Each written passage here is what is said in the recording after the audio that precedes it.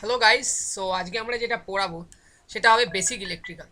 So first of all basic ইলেকট্রিক্যালের যেটা আমরা পড়বো স্টুডেন্ট, সেটা হচ্ছে সার্কিট থিওরি বা নেটওয়ার্ক অ্যানালিসিস কি। ওকে, দেখো ভালো করে বুঝবে ব্যাপারগুলো খুবই interesting.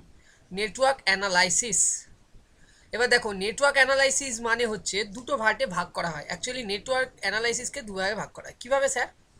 Number one, analysis as well as synthesis. Okay, তো অ্যানালাইসিস পার্টটা কি অ্যান্ড সিনথেসিস পার্টটা কি যদি আমরা বলি, দেখো বেসিক্যালি কিছুই না। ধরো এরকম একটা কোনো বক্স আছে, বক্স মিন্স একটা সার্কিট আছে বা কোনো একটা ইলেকট্রিক্যাল ডিভাইস আছে। তার মধ্যে অবশ্যই সেটা maybe passive or active element দিয়ে তৈরি। ওকে, এবং সেই সার্কিটে কিছু ইনপুট আছে এবং কিছু আউটপুট আছে। এবার যদি সার্কিটের মডেলিংটা নোন, মানে সার্কিটটা কি কি অ্যাক্টিভ কি কি প্যাসিভ এলিমেন্ট ইউজ করা হয়েছে, তার অ্যারেঞ্জমেন্ট কি আছে সেগুলো নোন, এবং আমাদের ইনপুটে কি অ্যাপ্লাই করছি সে তার যে প্যারামিটার্সগুলো আছে, প্যারামিটার্স প্যারামিটার্স মানে আই, ভি, পি, এগুলো নোন, তাহলে আউটপুটে লোড কারেন্ট, লোড ভোল্টেজ আর পাওয়ার কি হতে পারে, সেইটাকে অ্যানালিসিস করাকে, মানে সেটাকে ক্যালকুলেট করাকে বলা হচ্ছে অ্যানালিসিস। তাহলে যখন একটা পার্টিকুলার কোনো সার্কিটের মডেলিং নোন, মানে সার্কিটটা কী কী passive element active element use করা হয়েছে এবং তাদের অ্যারেঞ্জমেন্ট কীরকম রয়েছে সেটা যখন জানি, এবং কী কী টাইপ অফ ইনপুট দিচ্ছি এবং ইনপুটের প্যারামিটারগুলো আমার কাছে যখন জানি, তাহলে আউটপুট কি কি হতে পারে এবং আউটপুটে কি রকম ধরনের কি কি আসতে পারে, লোড কারেন্ট কি হতে পারে বা লোড ভোল্টেজ কি হতে পারে, লোডের অ্যাক্রসে ভোল্টেজ কি হতে পারে বা পাওয়ার ডিসিপেশন অ্যাক্রস লোড কি হতে পারে, সেইটাকে আমরা নেটওয়ার্ক অ্যানালিসিসের অ্যানালিসিস পার্টে ডিসকাস করি। ঠিক আছে, ক্লিয়ার? ওকে, সিনথেসিস পার্টটা কি স্যার? তাহলে সেম ব্যাপার, এরকম একটা ডিভাইস আছে যে ডিভাইসে ইনপুট দেওয়া আছে। ওকে, এবং এই ডিভাইসে ইনপুট দেওয়া আছে অ্যাজ ওয়েল অ্যাজ তোমাকে আউটপুটও বলা আছে। মানে তোমাকে ইনপুট যে প্যারামিটার আছে like voltage, input current, input voltage, input power আর নোনস, অ্যান্ড অলসো লোডের অ্যাক্রসে লোড কারেন্ট, লোডের অ্যাক্রসে লোড ভোল্টেজ, লোডের অ্যাক্রসে পাওয়ার ডিসিপেশন আর নোন, তাহলে সার্কিটটার কনফিগারেশন কেমন হবে? সার্কিট কনফিগারেশন আননোন, তোমাকে বলা হয়েছে ধরো সাপোজ বলছি 10 ভোল্ট দেওয়া হলো ভাই বোন, আর তার সাথে ধরো তোমাকে 50 হার্জ ফ্রিকোয়েন্সি প্রোভাইড করা হয়েছে, 10 ভোল্ট 10 sin ωt দেওয়া হয়েছে, 50 হার্জ ফ্রিকোয়েন্সি রয়েছে, 10 sin ωt, 50 হার্জ হচ্ছে তার ফ্রিকোয়েন্সি। আউটপুটে তোমাকে বললো যে আউটপুটে লোডের অ্যাক্রসে এমন একটা ডিভাইস বানাও যাতে লোডের অ্যাক্রসে অলওয়েজ কারেন্ট 3 অ্যাম্পিয়ার হবে, voltage rating max to max 10 volt অবধি থাকবে, আর পাওয়ার রেটিং 20 ওয়াটস অবধি হবে। তাহলে তুমি বলো তো কীভাবে সার্কিটটাকে ডিজাইন করবে? দ্যাট মিনস সার্কিট কনফিগারেশন আমার কাছে আননোন, আমার কাছে input parameters and output parameters unknown. তখন যে পার্টে আমরা সেটাকে নিয়ে আলোচনা করি সেটাকে বলা হয় সিনথেসিস পার্ট। নেটওয়ার্কের দুটো part, analysis and synthesis. Okay, clear? চলো, নেক্সট যেটা ইম্পর্টেন্ট পয়েন্ট তোমাদের কাছে আসছে সেটা কি স্যার? সেটা হচ্ছে সেটা হচ্ছে যে সার্কিট আর নেটওয়ার্কের মধ্যে পার্থক্য কী স্যার? সার্কিট আর নেটওয়ার্ক এই দুটো নিয়ে অনেক টলমলো ব্যাপার থাকে। সার্কিট মানে হচ্ছে ধরো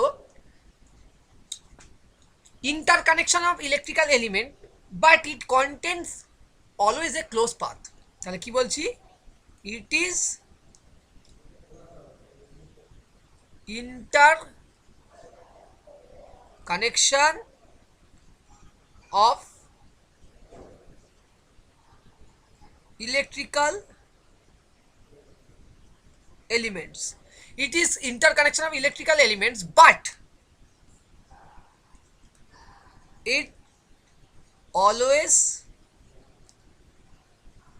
contain a closed path. Closed path মানে সার্কিট মানে কি? সার্কিট মানে হচ্ছে একটা ক্লোজ পাথ অবশ্যই থাকতে হবে। মানে ধরো এই রকম ব্যাপার,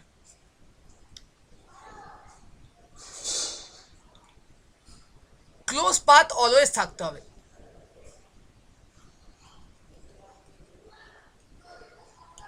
তার মানে এখানে কিন্তু একটা ক্লোজ পাথ আছে, তখন তাকে আমরা বলবো সার্কিট। বা স্যার নেটওয়ার্ক কি? নেটওয়ার্ক মানে কি বোঝাচ্ছেন স্যার? নেটওয়ার্ক মানেও দেখো এটাও হচ্ছে inter connection off electrical elements, but it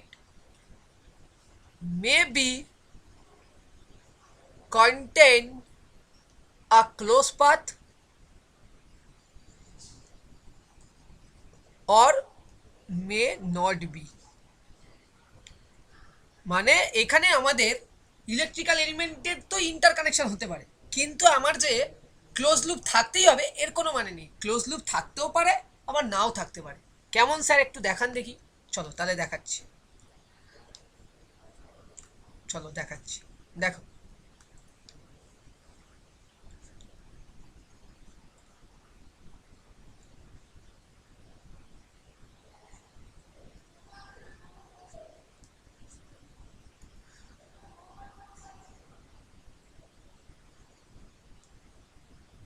ঠিক আছে, তাহলে এটা মেবি একটা, তাহলে এটা একটা নেটওয়ার্ক। এখানে মেবি ক্লোজ পাথ থাকতেও পারে, মেবি নাও থাকতে পারে, কিন্তু interconnection of element are present. Okay, clear? তাহলে এইটা হচ্ছে basic difference between circuit and network. Okay, next যদি পয়েন্টে যাই তাহলে নেক্সট পয়েন্টে আসছি। নেক্সট পয়েন্টে কি স্যার? চার্জ কি? চার্জ, চার্জ, চার্জ কি স্যার? চার্জের কথা যদি বলি তাহলে it is a quantity which are responsible for electrical phenomenon. তাহলে কি হচ্ছে sir? It is the quantity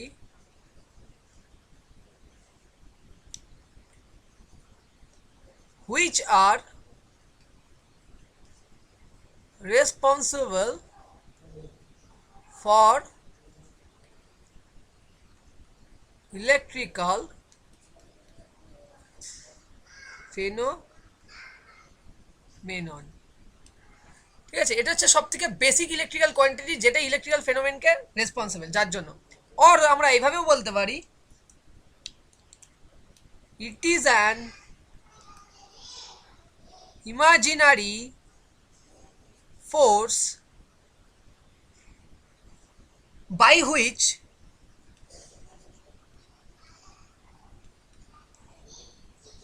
any substance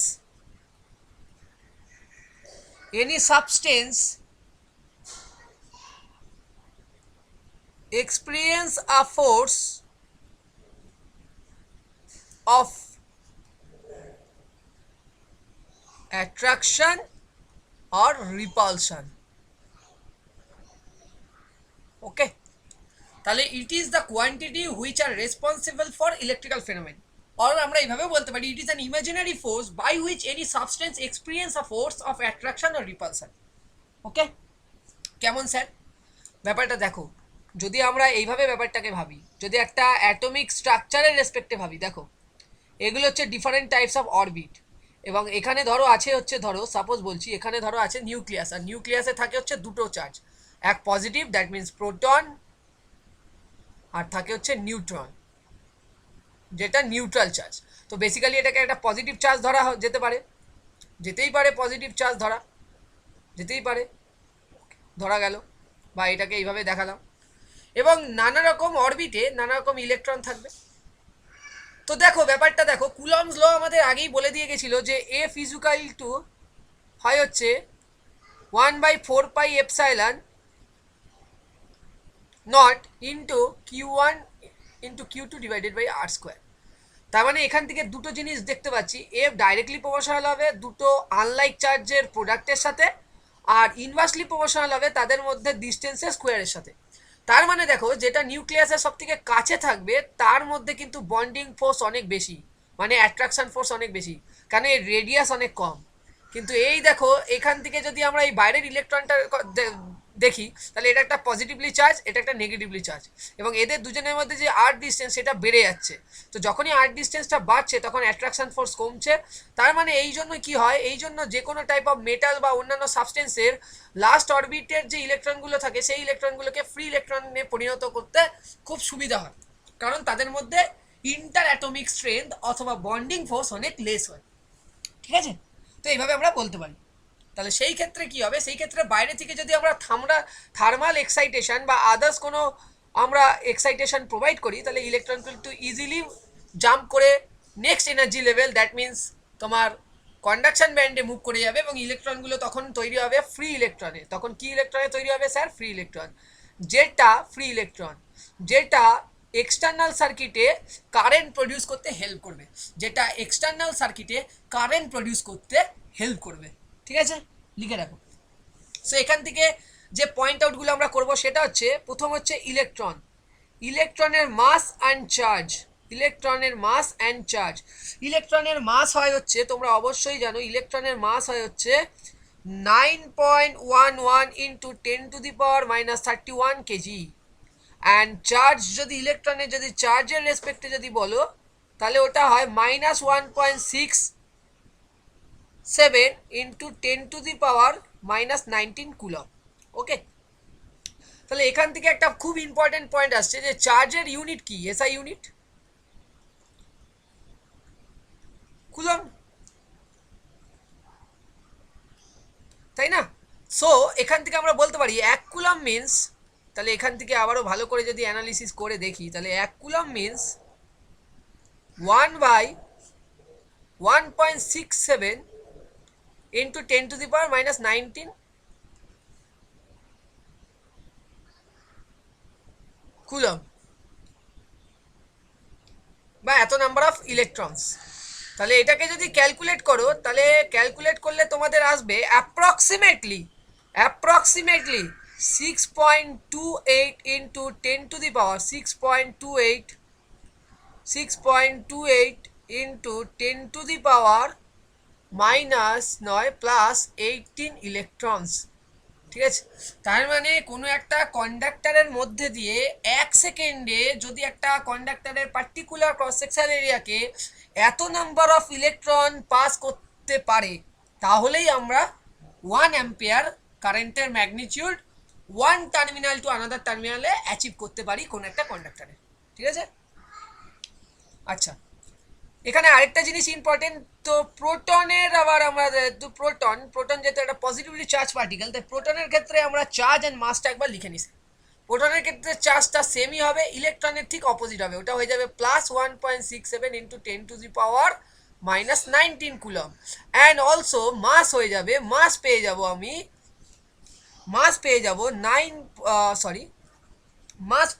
1.67 into 10⁻⁻27 KG.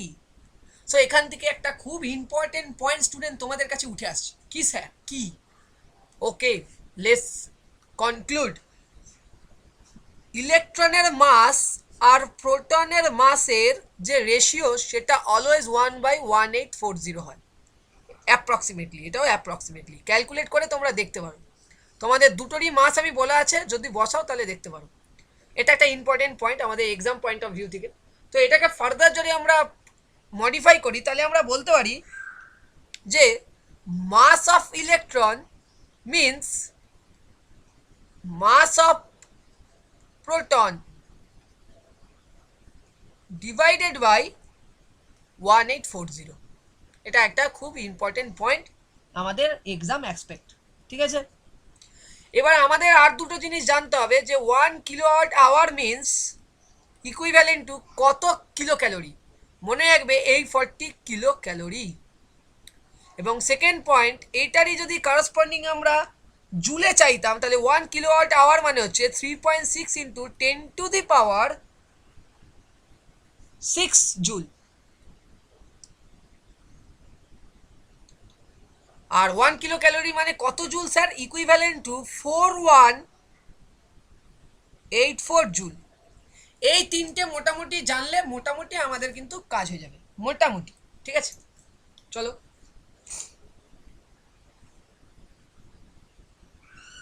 জানো তো দুটো অপোজিট চার্জ সবসময় one one charge particle to another charge পার্টিকেলে মুভ করে, কেমন স্যার ব্যাপারটা একটু বোঝান দেখি। এটা নিয়েও আমাদের কিন্তু অনেক গল্প আছে। ধরো এটা একটা তোমার চার্জ ডিস্ট্রিবিউশন বলছি, ধরো এটা একটা ফিগার, এটা এ পয়েন্ট, এটা বি পয়েন্ট, এখানে 5টা 6টা নেগেটিভ চার্জ আছে, এখানে ভরপুর নেগেটিভ চার্জ আছে, ঠিক আছে, আর এখানে তার তুলনায় পজিটিভ চার্জ বেশি আছে। তাহলে জানো তো এই দুটো ফিগারের মধ্যে কি হবে? এই দুটো ফিগারের মধ্যে এই ফার্স্ট বডি থেকে নেগেটিভলি চার্জগুলো সেকেন্ড বডিতে মুভ করা স্টার্ট করে দেবে, বিকজ এইখানে যে চার্জ ডেন্সিটি এখানে চার্জ ডেন্সিটির থেকে অনেক বেশি, এবং অপোজিট দিকে এখান থেকে এখানে আমাদের পজিটিভ চার্জগুলো কিন্তু মুভ করা স্টার্ট করে দেবে। পজিটিভ চার্জগুলোকে আমি অন্য কালার দিয়ে বোঝাচ্ছি। তাহলে কিন্তু দুটো ফিগারের মধ্যে কিন্তু চার্জ ডিস্ট্রিবিউশন হয়, এটা কিন্তু মনে রাখবে, ঠিক আছে? দুটো ফিগারের মধ্যে কিন্তু চার্জ ডিস্ট্রিবিউশন হয়, এবং যখনই দুটো আনলাইক চার্জ মুভমেন্ট করবে অপোজিট টু ইচ আদার, তখনই তাদের মধ্যে তোমার কি তৈরি হবে? একটা পোটেনশিয়াল ডেভেলপ হবে, যেটা আমরা ইন ফিউচার পড়ব। ওকে, নেক্সট পয়েন্ট হচ্ছে কারেন্ট কি স্যার? কারেন্ট হচ্ছে 1 সেকেন্ডে, মানে কারেন্টকে যদি আমরা যদি বলি 1 অ্যাম্পিয়ার কি, তাহলে 1 অ্যাম্পিয়ার মানে 1 সেকেন্ডে 6.28 × 10⁻18 নাম্বার অফ ইলেকট্রন কোনো একটা পার্টিকুলার ক্রস সেকশনাল এরিয়াকে পাস করতে যে পরিমাণ টাইম নিচ্ছে তার যে রেশিও, ঠিক আছে, মানে যে পরিমাণ টাইম নিচ্ছে সেটা ঠিক বলা হবে না, মানে 1 সেকেন্ডে 6.28 × 10⁻18 নাম্বার অফ ইলেকট্রনস কোনো একটা কন্ডাক্টরের ক্রস সেকশনাল এরিয়াকে ক্রস করলে তার রেশিওকে আমরা কারেন্ট বললেই। মানে কি? মানে change of charge with respect to time is called as current। মানে I মানে হচ্ছে dq by dt, যার ইউনিট অ্যাম্পিয়ার। তার মানে আমরা বলতে পারি যে flow of charge through a conductor in a certain time is called current। তাহলে flow of charge through a conductor and a certain time is called current, and as well as আমরা যদি বলি I is equal to, এটাও লেখা যায় q by t। এবার sir এটার application কোথায় করব? চলো দেখিয়ে দিচ্ছি। তোমাদের যদি কোশ্চেনে I ডাইরেক্টলি জানতে চায় এবং তোমাদের q ডাইরেক্টলি বলা থাকে, q কোনো রকম অ্যালজেব্রিক এক্সপ্রেশন বা টাইমের রেসপেক্টে এক্সপ্রেশনে দেওয়া নেই, মানে q জাস্ট বলা আছে ধরো 30 কুলম এরকম কিছু বলা আছে, আর ধরো টাইম ডাইরেক্টলি বলা আছে 2 সেকেন্ড, তখন আমরা দ্বিতীয় ফর্মুলাটা অ্যাপ্লাই করব। তাহলে এই রকম কেস হলে আমরা কোন ফর্মুলা অ্যাপ্লাই করব স্টুডেন্ট?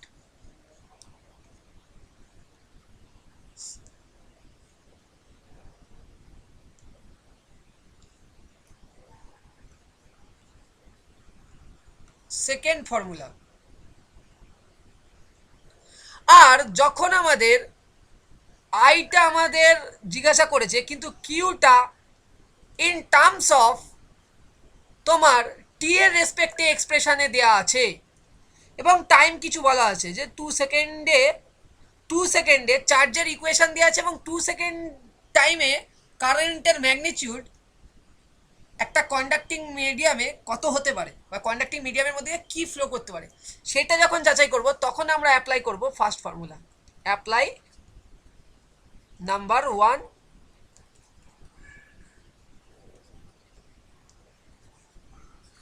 ফর্মুলা।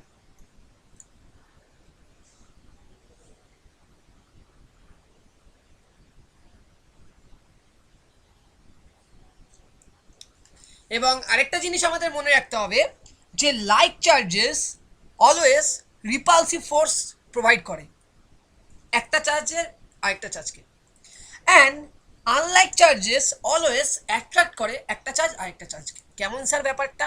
ব্যাপারটা যদি দেখা যায় যে এখানে আমি স্টুডেন্ট তোমাদের একটা নেগেটিভ পয়েন্ট চার্জকে প্লেস করেছি এ পজিশন, এবং বি পজিশনেও আমরা নেগেটিভ চার্জকে প্লেস করেছি, তাহলে এই যে বি পজিশনে যে চার্জটা আছে সেই চার্জটা কিন্তু এই এ পজিশনের চার্জকে রিপালসিভ করবে, তো অ্যারোটা এদিকে হবে। আবার এ পজিশনের চার্জটা বি পজিশনের চার্জকে রিপালসিভ ফোর্স অ্যাপ্লাই করবে, তাহলে এর ডাইরেকশন এদিকে হবে, এর ডাইরেকশন এদিকে হবে। তার মানে এটাই বোঝা যাচ্ছে যে এদের মধ্যে একটা রিপালসিভ ফোর্স অ্যাপ্লাই করা হয়েছে। কিন্তু স্যার যদি আমরা এই পজিশানে একটা পজিটিভ চার্জকে প্লেস করতাম, আর স্যার বি পজিশানে একটা নেগেটিভ চার্জকে প্লেস করতাম, তাহলে কিন্তু আমরা দেখতাম তাদের মধ্যে একটা অ্যাট্রাকশন ফোর্স ডেভেলপ হয়েছে। তো তাদের দুজনেরই ডাইরেকশান সেম দিকে, সেম দিকে। ক্লিয়ার? এবং সেটা কখন হচ্ছে স্যার? যখন দুটো টার্মিনালে দুটো আনলাইক চার্জকে প্লেস করা হচ্ছে।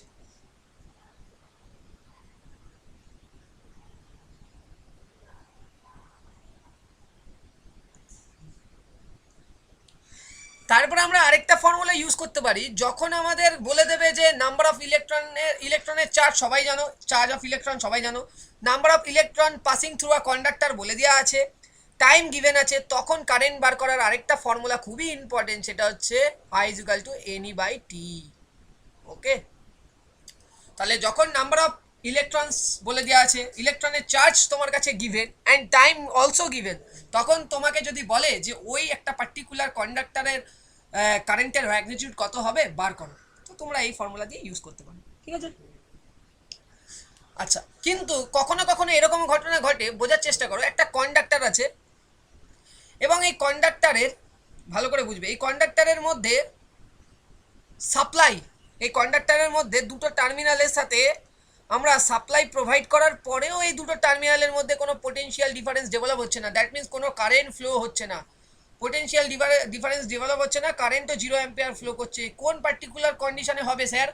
যদি আমাদের দেখা যায় যে ওই কন্ডাক্টিং মিডিয়ামটার তোমার number of electrons must be equal to the number of holes, that means positive charge, the number of negative charge এবং নাম্বার অফ পজিটিভ চার্জ যদি ইকুয়াল হয়, মানে ব্যালেন্স কন্ডিশনে থাকে, তখন কিন্তু আমরা এই কন্ডাক্টরকে ইলেকট্রিক্যালি নিউট্রাল বলবো, বিকজ এই কন্ডাক্টরটা দুটো প্রান্তে কখনোই পোটেনশিয়াল ডেভেলপ হবে না।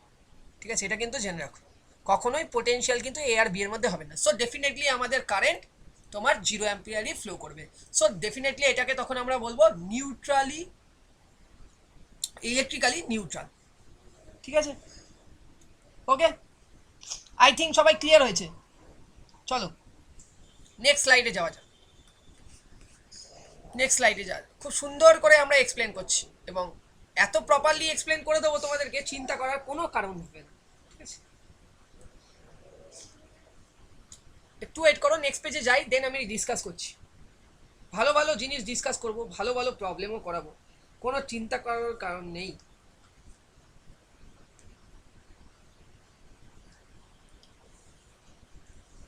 ছোট্ট করে বলবো, একটুখানি ওয়েট করো, জাস্ট কিছুক্ষণ, এটা জাস্ট লোডিং নিই।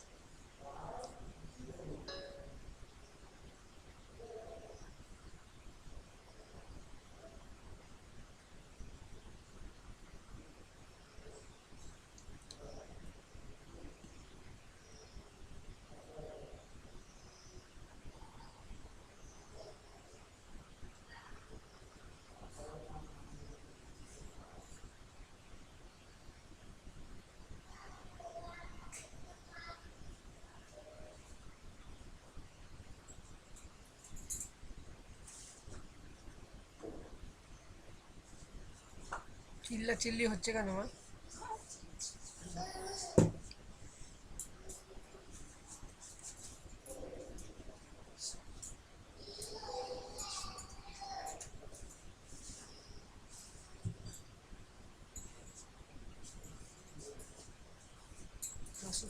চায় না তো কি মাসি কি চাই না? ওই যে কারা সে ফ্ল্যাটের কথা বলতে আসছে বারবার, বাবাকে বলছে, বাবা হচ্ছে আমি তো আমার কথায় বসে পড়াবো না, ও কোনোটাই করতে চায় না, তোকে মরবে চায়, মরবে তো দরকার নেই সব, যে শিশু হচ্ছে ওইটা চাই না, ওটা না মার ভালো চায়, মার ভালো কি ভালো চাইছিস কি, মা মরতে চলছে, মা চাইছে দিয়ে দিই, তুই চাইছিস না, মার ভালো কি করে চাইলি তোর? তুইও চাইছিস তাহলে? না বলে তো তুই চাসনি। চাচ্ছি।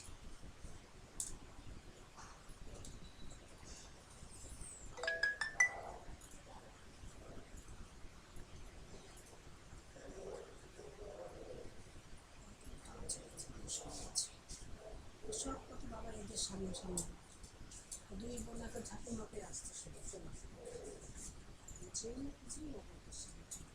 ছোটগুলো তো লিখতে চায় এর ওটা যে এনেছে না, আমার মা কত, দিদির মা কত।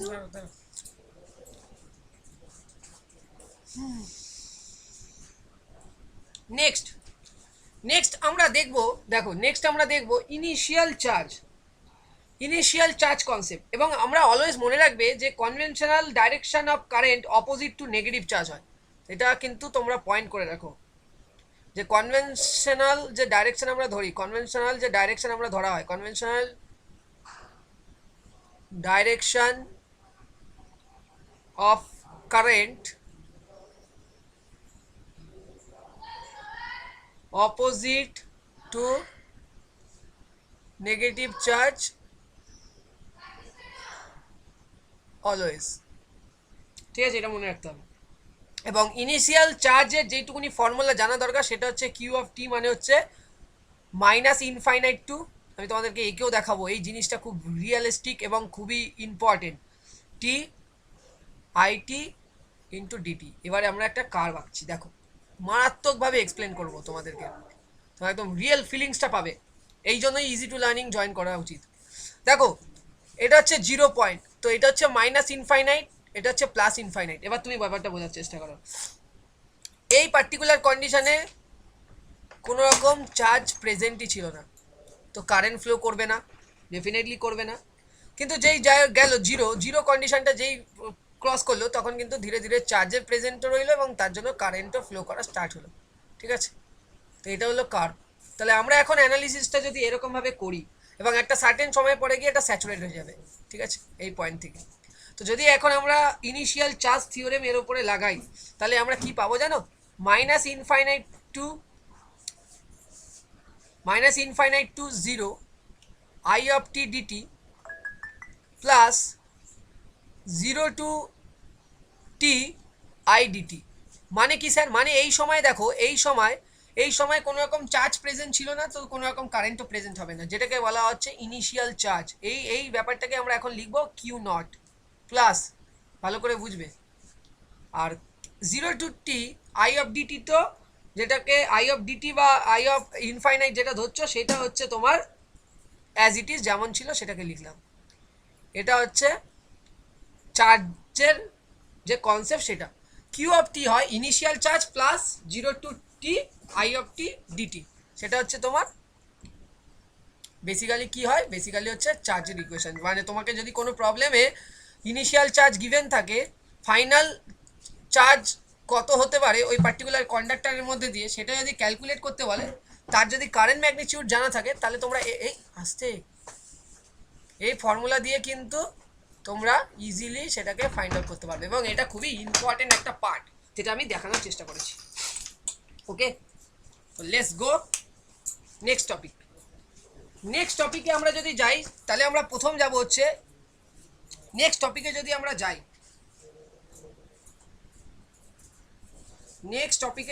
যাই, তাহলে নেক্সট আমরা যেটা পড়তে চলেছি স্টুডেন্ট, সেটা হচ্ছে ইলেকট্রোমোটিভ ফোর্স। তো তোমরা আশা করি জানো ইলেকট্রোমোটিভ ফোর্স কি। ইলেকট্রোমোটিভ ফোর্স, ওকে, আমি একটু পয়েন্ট আউট করে দিচ্ছি সবাই যেন বুঝতে পারো। ইলেকট্রোমোটিভ ফোর্স, স্যার ইএমএফটা কি, ইলেকট্রোমোটিভ ফোর্সটা কি? ইলেকট্রোমোটিভ ফোর্সটা হচ্ছে, ব্যাপারটা বোঝো, ইলেকট্রোমোটিভ ফোর্স হচ্ছে একটা energy, it is a energy which is given to each coulomb of charge to flow one point to another point inside a conductor. মানে কন্ডাক্টরের ওয়ান পয়েন্ট থেকে, দেখো কন্ডাক্টরের, এটা একটা কন্ডাক্টর, এটা একটা এ পয়েন্ট, এটা একটা বি পয়েন্ট, তাহলে এই পয়েন্টে সিচুয়েটেড চার্জগুলোকে যদি আমি এই পয়েন্টে আনতে চাই, এবং ডেফিনেটলি আমরা নেগেটিভ চার্জকেই আনবো, কেন নেগেটিভ চার্জের মোবিলিটি মানে ইলেকট্রনের মোবিলিটি অনেক বেশি থাকে। তো এই পয়েন্ট থেকে এই পয়েন্টকে যদি আমরা চার্জগুলোকে যদি আনতে চাই, তার জন্য এই চার্জের ওপরে কিছু এনার্জি প্রোভাইড করতে হবে। এই প্রত্যেকটা চার্জের ওপরে কিছু এনার্জি প্রোভাইড করতে হবে। প্রত্যেকটা চার্জ, এটা Q1 চার্জ ধরো, এটা ধরো Q2 charge, dot dot dot, এটা ধরো Qn চার্জ। এই Qn খানা চার্জ যে আছে, প্রত্যেকটা চার্জের ওপরে ইন্ডিভিজুয়ালি আমাকে কি করতে হবে স্যার? আমাকে এনার্জি প্রোভাইড করতে হবে, যাতে এই চার্জগুলো এ পয়েন্ট থেকে বি পয়েন্টে শিফটেড হয়। এবং যখনই শিফটেড হবে, due to negatively charge from one point to another point shift হবে। তো আমরা একটু আগেই বলেছিলাম conventional direction of I opposite to the negative charge always. তার মানে ডেফিনেটলি তখন কারেন্ট ফ্লো স্টার্ট করবে এই পয়েন্ট টু এই point, B point to A point, B point to A point. Current flow direction, কারেন্টের ডাইরেকশন হবে B point to A point. এটাই হচ্ছে ইএমএফ। যে এনার্জিটা রিকোয়ারমেন্ট দরকার, ইচ অ্যান্ড ইন্ডিভিজুয়াল চার্জের যে এনার্জিটা রিকোয়ারমেন্ট আছে, যার জন্য এই চার্জগুলো one point to another point inside a conducting মেটেরিয়ালে পাস করতে পারে। ওকে, এটা হচ্ছে ইএমএফ, যার ইউনিট হচ্ছে ভোল্ট। ওকে, এবং যদি আরেকটা ডেফিনেশনও বলি, তাহলে বলতে পারি দেখো এখানে একটা পয়েন্ট এ পয়েন্ট আছে, এখানে মেবি একটা নেগেটিভ চার্জ প্লেস করা হয়েছে, আর ধরো এখানে একটা বি পয়েন্ট আছে। সেই বি পয়েন্টে আমি ট্রাই করছি, আই এম ট্রাইং, কি করছি, এখানে একটা পজিটিভ চার্জকে প্লেস করব। তাহলে বি পয়েন্টে একটা পজিটিভ চার্জকে প্লেস করতে হবে, এবং ধরা যাক যে যে পজিটিভ চার্জটা হয়তো ইনফাইনাইট ডিস্টেন্স দূরে, এর থেকে ইনফাইনাইট ডিস্টেন্স দূরে প্লেসড করা আছে, কোনো ইনফাইনাইট ডিস্টেন্স দূরে রয়েছে। তো ওই পয়েন্টটা থেকে চার্জটাকে তোমার এই কিউ পয়েন্টটায় আনার জন্য যে পরিমাণ তোমাকে কার্য করতে হয়, দ্যাট মিনস ওয়ার্ক ডান করতে হয়, সেটাকে বলা হয় হচ্ছে তোমার ইএমএফ। তাহলে বলতে পারি the work done to move a positive charge from infinite distance to some reference point, এখানে আমার বি পয়েন্টটা হচ্ছে reference point, is known as EMF. তাহলে কি বলতে পারি, the work done to move a positive charge from infinite distance to a given reference point known as EMF। লিখে রাখতে পারো।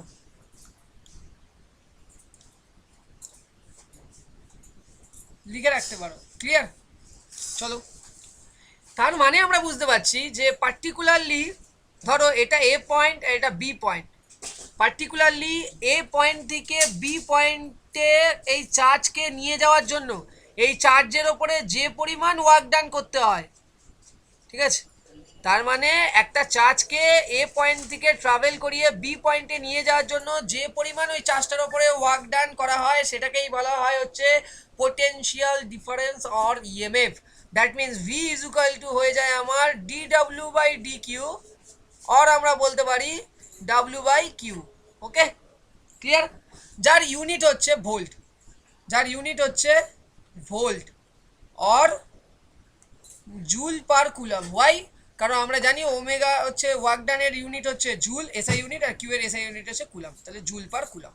ঠিক আছে, এইটা হলো ব্যাপার। তাহলে পার্টিকুলারলি কোনো একটা কন্ডাক্টিং মিডিয়ামের এ পয়েন্ট থেকে বি পয়েন্টে কোনো একটা চার্জকে নিয়ে যাওয়ার জন্য ওই চার্জটার উপরে যে পরিমাণ ওয়ার্ক ডান করা হয় তাকে বলা হচ্ছে ইএমএফ অর পোটেনশিয়াল ডিফারেন্স। ঠিক আছে, ওকে। এবার আমরা নেক্সট পয়েন্টে আসছি। নেক্সট পয়েন্ট হচ্ছে ইএমএফ আর পোটেনশিয়ালের মধ্যে ডিফারেন্স কোথায় sir? EMF versus potential difference.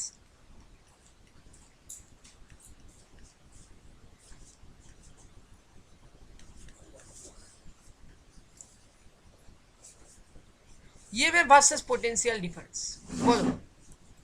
দেখো ভাই, একটা এক্সাম্পল তোমাদের চোখে খুব পরিষ্কার দেখা যাচ্ছে। কি দেখা যাচ্ছে ভাই? এরকম একটা সার্কিট আছে, ধরো এই সার্কিটটা এখন আমার ওপেন টার্মিনাল, এবং এখানে ধরো 2 ভোল্ট সাপ্লাই দেওয়া আছে, এখানে একটা রেজিস্ট্যান্স আছে, সাপোজ ধরছি 1 ওহম রেজিস্ট্যান্স। সাপোজ এই হচ্ছে terminal, A and B terminal, এখানে প্লাস এখানে মাইনাস ধরছি। তাহলে ডেফিনেটলি আমাদের এটা কি হচ্ছে, ওপেন টার্মিনাল, এবং ওপেন সার্কিট কন্ডিশনে আমরা জানি রেজিস্ট্যান্সের ভ্যালু হয় ইনফাইনাইট ওম।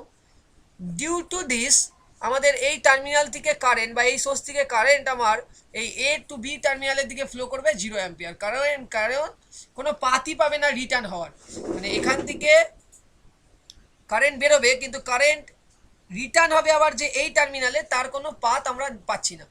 সো তার জন্য কি হচ্ছে, যেহেতু 0 অ্যাম্পিয়ার কারেন্ট ফ্লো করছে, তাহলে এই 1 ওহম রেজিস্ট্যান্সের অ্যাক্রসে কোনো ভোল্টেজ ড্রপ নেই।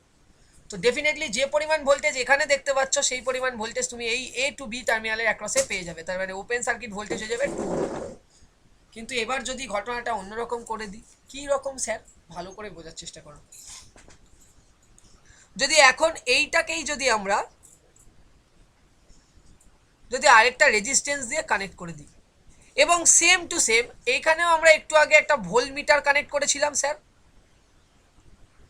ভোল্টমিটার কানেক্ট করেছিলাম, এখনো আমরা এ টু বি পয়েন্টে ভোল্টমিটার কানেক্ট করছি, কিন্তু স্যার এখানে তখন ভোল্টমিটারের রিডিং 2 ভোল্ট দেখাচ্ছিল,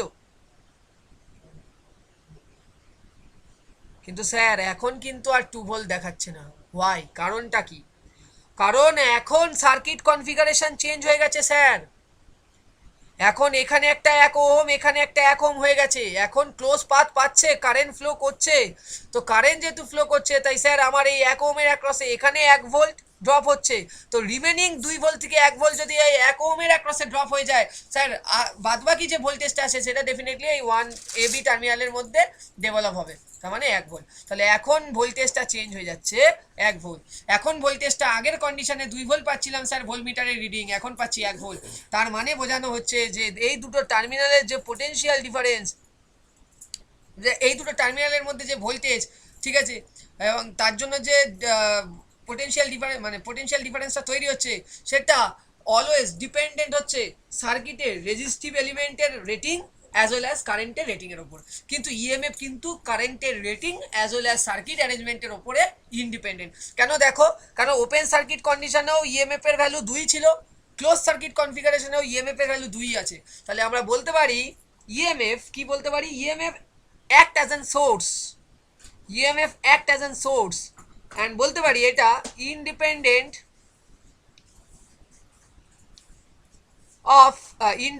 to the rating of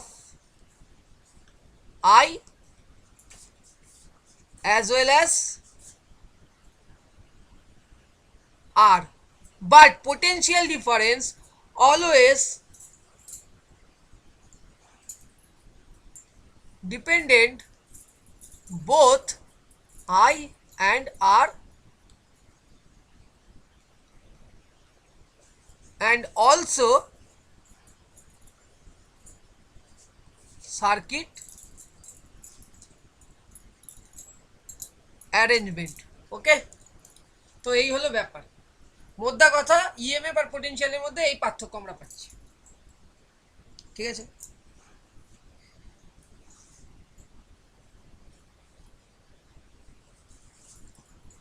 next, potential difference আরেকভাবেও দেখতে পারি। কিভাবে sir potential difference? Ohm's law এর অনুযায়ী। তো ওমস লটা পড়ার আগে আমরা দেখে নিই পোটেনশিয়াল ডিফারেন্সটা কি।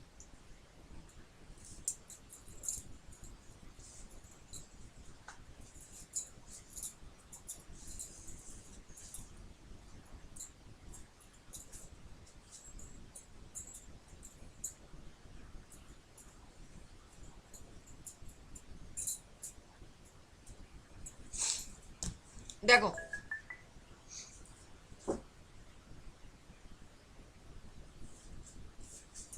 দেখো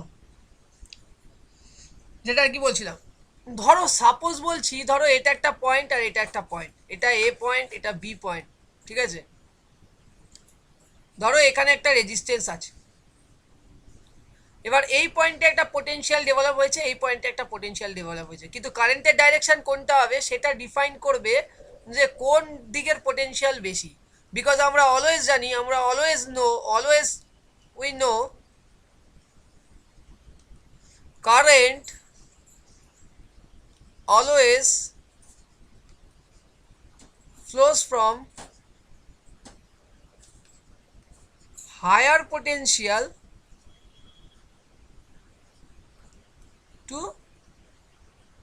লোয়ার পোটেনশিয়াল। ওকে, তাহলে যদি আমরা ধরে নিই VA টু VB, তাহলে আমাদের ডাইরেকশন হবে এদিক থেকে এদিকে। আর যদি আমরা ধরে নিই VB is greater than VA, তাহলে আমাদের ডাইরেকশন হবে এদিক থেকে এদিকে। ঠিক আছে, তাহলে পোটেনশিয়াল ডিফারেন্স অ্যাক্রস AB আমরা লিখতে পারি VA minus VB when ever is VA is greater than VB, or আমরা লিখতে পারি VB minus VA when ever VA is greater than VB is greater than VA। Okay, next আরেকটা জিনিস আমরা দেখাবো। এবং আমরা জানি যে এই যে দুজনের মধ্যে যে মানে দুটো যে পয়েন্টের যে পোটেনশিয়ালের যে ডিফারেন্স, সেটা অলওয়েজ ডাইরেক্টলি প্রপোর্শনাল হয় আই এর সাথে। তাহলে এখান থেকে আমরা বলতে পারি VAAV। ঠিক আছে, এই ক্ষেত্রে কিন্তু VAV লিখছি, কিন্তু এই সেকেন্ড কন্ডিশনের ক্ষেত্রে কিন্তু VAV লিখবো না, তখন হয়ে যাবে VBA। যেটা বড় হয় সেটাকে আগে লেখা হয়। ঠিক আছে, যেটা বড় হয় সেটাকে আগে লেখা হয়, ভালো করে বুঝো, যেটা বড় হয় সেটাকে আগে লেখা হয়, always directly proportional to the current. তাহলে VA মাইনাস VB এখানে চলে আসবে ইকুয়াল টু IR।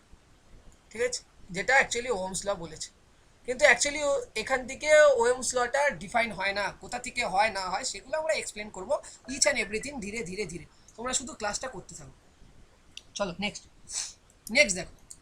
নেক্সট হচ্ছে, যদি স্যার কখনো একটা টার্মিনালের পোটেনশিয়াল আমাকে বলা নেই, কিন্তু আরেকটা টার্মিনালের পোটেনশিয়াল সাপোজ গিভেন আছে X, Y অ্যান্ড Z, তাহলে স্যার কি করব?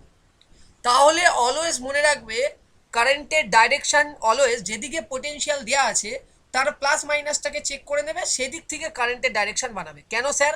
বিকজ এই যে পোটেনশিয়াল এদিকে এ পয়েন্টে যেটা আছে সেটা মেবি নেগেটিভও হতে পারে, মেবি এই এক্সের থেকে লেস দ্যানও হতে পারে, গ্রেটার দ্যানও হতে পারে, লেস দ্যানও হতে পারে, আবার ইকুয়াল টুও হতে পারে। কি কন্ডিশন আসবে না আসবে সেগুলো আমরা আফটার ক্যালকুলেশন বার করতে পারি, কিন্তু ইনিশিয়ালি যখন আমরা ক্যালকুলেট করব বি পয়েন্ট আর এ পয়েন্টে, তখন আমরা যেই দিকে সোর্সের ভ্যালু গিভেন আছে সেই দিক থেকে আমরা কারেন্টের ডাইরেকশনটা বানানোর ট্রাই করব। তো অ্যাকর্ডিং টু আওয়ার ডায়াগ্রাম, ঠিক আছে, আই ইজুকাল টু হয়ে যাবে VA মাইনাস VB, সরি আমার ক্ষেত্রে এটা হবে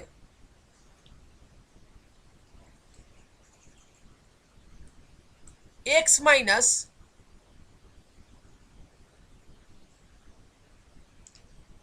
VA divided by R। Okay, এটা ছিল ব্যাপার। চলো নেক্সট আমি আসবো power and energy. Sir power and এনার্জিটা কি একটু বলুন। স্যার পাওয়ার অ্যান্ড এনার্জি যদি বলতে চাই, পাওয়ার মানে rate of change of energy is called the power, rate of change of energy. তাহলে স্যার কীরকম হবে স্যার? তাহলে হবে P ইকুয়াল টু হয়ে যায় dW বাই DT। টাইমের রেসপেক্টে ওয়ার্ক ডানের চেঞ্জকেই বলা হচ্ছে তোমার পাওয়ার, যেটা হয় হচ্ছে জুল পার সেকেন্ড, যার আরেকটা ইউনিট হয় হচ্ছে ওয়াট, আমরা সবাই জানি। ইনস্ট্যান্টেনিয়াস পাওয়ার আমরা অ্যাকচুয়ালি ইউজ করি P অফ T, এটা হচ্ছে ডিসি সার্কিটের জন্য এইভাবে অ্যানালিসিস হয়, যার অনেকগুলো ফরমেশন হয়। P ইকুয়াল টু হয় হচ্ছে তোমার আইদার হয় হচ্ছে V into I, P equal to হয়ে যায় হচ্ছে V স্কোয়ার বাই R, সব ক্ষেত্রেই ওয়াট, তারপর হয়ে যায় হচ্ছে P equal two I square R, তার ক্ষেত্রে ওয়াট, এইরকম আসে। এগুলো হচ্ছে ডিসি। এসির ক্ষেত্রে আমরা এটাকে বলি ইনস্ট্যান্টেনিয়াস পাওয়ার, সেটা হয়ে যায় P equal to V of T into I of T watt. এটা হচ্ছে for AC circuit analysis. Okay, তো এগুলো নোট ডাউন করো। এরপরে আমরা আসছি পাওয়ারের আবার দুটো ধরনের অ্যানালিসিস হয়, সেটা আমরা দেখাচ্ছি।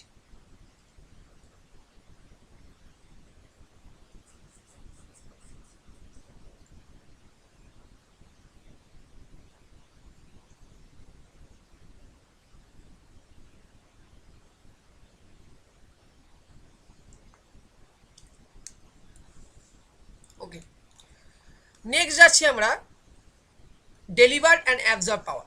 দেখো, যদি কখনো কোনো লোডের অ্যাক্রসে যদি কোনো লোড লাগানো থাকে, এই লোডটাকে আমরা ধরছি, এটা হচ্ছে এবি পয়েন্ট, এখানে কোনো একটা সোর্স লাগানো হচ্ছে, কারেন্ট এইভাবে আসছে, এবং কারেন্ট যেখানে ঢোকে সেই জায়গাটাকে যেই দিক দিয়ে এন্টার করে সেটা প্লাস এবং এই দিকটাকে মাইনাস। আর এবং তার এখানে যে ভোল্টেজটা ডেভেলপ হবে সেটা একটা ভোল্টেজটাও পজিটিভ হবে। যদি ভোল্টেজ অ্যান্ড কারেন্টের ডাইরেকশন অনুযায়ী কারেন্টের এন্টার পয়েন্ট যদি প্লাস হয়, আমি আবারও বলছি, কারেন্টের এন্টারিং পয়েন্ট যদি প্লাস টার্মিনালে হয় এবং অ্যাজ ওয়েল অ্যাজ ভোল্টেজও যদি প্লাস হয়, তাহলে পাওয়ার অলওয়েজ তোমার পজিটিভ হবে। আর পাওয়ার যদি লোডের অ্যাক্রসে যদি পাওয়ার পজিটিভ পাও, তাহলে ডেফিনেটলি তার মানেটা হচ্ছে পাওয়ার অ্যাবজর্ব হচ্ছে। আর সবসময় মনে রাখবে রেজিস্টিভ সার্কিটে অলওয়েজ পাওয়ার অ্যাবজর্ব হয়, কখনো পাওয়ার ডেলিভার হয় না। রেজিস্টিভ এলিমেন্ট অলওয়েজ কি করে, রেজিস্টিভ এলিমেন্ট অলওয়েজ অ্যাবজর্ব পাওয়ার। ওকে, তার মানে রেজিস্টিভ এলিমেন্টে পাওয়ারের ভ্যালু অলওয়েজ পজিটিভই পাবে, পজিটিভ ওয়াট পাবে। ঠিক আছে, ক্লিয়ার? এটা হলো ব্যাপার। নেক্সট পয়েন্ট স্যার, নেক্সট হচ্ছে যদি এখন দেখা যায় এ আর বি টার্মিনাল, যদি এখন দেখা যায় যে কারেন্ট এন্টার করছে নেগেটিভ টার্মিনাল দিয়ে, কারেন্ট এন্টার করছে নেগেটিভ টার্মিনাল দিয়ে, ঠিক আছে, তাহলে সেই ক্ষেত্রে পাওয়ারের ভ্যালু যদি দেখা যায় লোডের অ্যাক্রসে নেগেটিভ আসছে বা আমাদের যে লোড টার্মিনাল সেখানে নেগেটিভ ওয়াট আসছে, তাহলে বুঝে নিতে হবে যে সার্কিটটা পাওয়ার ডেলিভার করছে, সার্কিটটা পাওয়ার ডেলিভার করছে রাদার দেন অ্যাবজর্ব। তখন সেই সার্কিটটাকে আমরা ডেলিভার্ড, ওই সার্কিটের ওই এলিমেন্টটা কী করছে সেই পার্টিকুলার টাইমে পাওয়ারকে ডেলিভার করছে, তখন সেটাকে ডেলিভার্ড পাওয়ার বলবো, নট অ্যাবজর্ব পাওয়ার। ক্লিয়ার?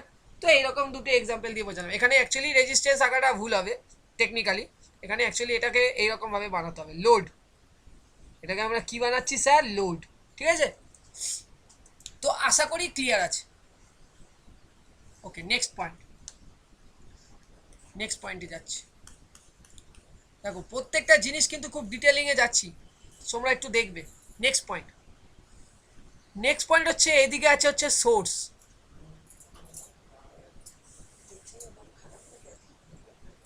আর এখানে হচ্ছে আমার ডেস্টিনেশন বা লোড। তাহলে মনে রাখবে যে সোর্স থেকে লোডের মধ্যে যখন পাওয়ার এনার্জি, যে আমাদের টোটাল যে এনার্জি ফ্লো, সোর্স টু লোডে আমার যে টোটাল এনার্জি ফ্লো, অ্যাকচুয়ালি এটা কি ডায়াগ্রাম আঁকছি sir, energy flow diagram, energy flow diagram. তাহলে আমরা দেখতে পারবো অ্যাকচুয়ালি এনার্জি দুটো ওয়েতে কনভার্ট হয় সোর্স থেকে লোডে, আইদার এনার্জি লস হবে বা এনার্জি স্টোর হবে, দুটোতে আমাদের অ্যাকচুয়ালি হয় এনার্জি লস আর energy delivered.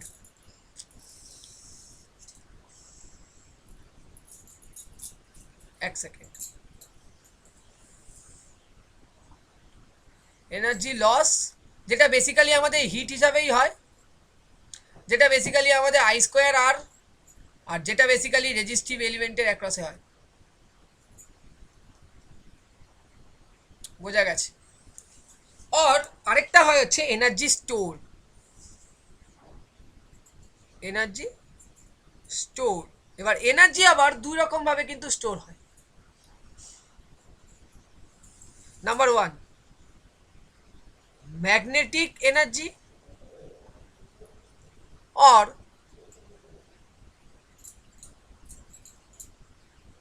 Electrostatic energy. Sir ব্যাপারটা কি একটু বলুন।